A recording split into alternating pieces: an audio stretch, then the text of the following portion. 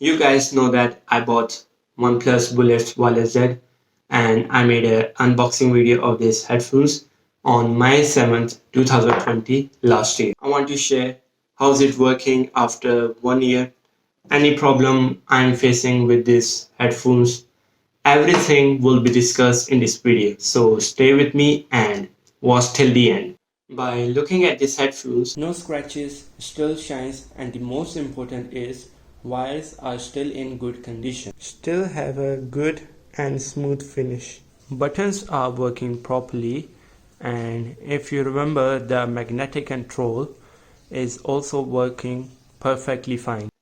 Now I will talk about three most important things about OnePlus Bullets Wireless Z, which some of you might be thinking.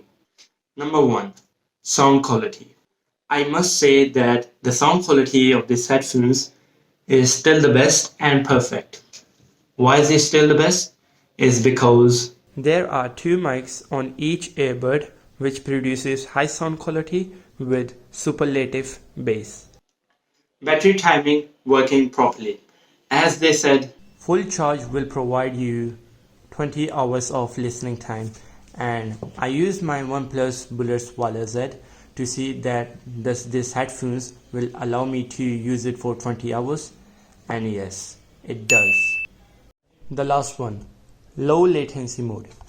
Low latency mode is running on 110 ms on these headphones, as OnePlus stated on their website. When I play games, I don't find any lag problems such as I can't hear the game sound, and sometimes it goes less than 110 ms.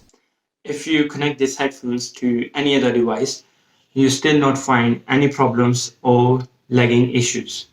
That's all, folks.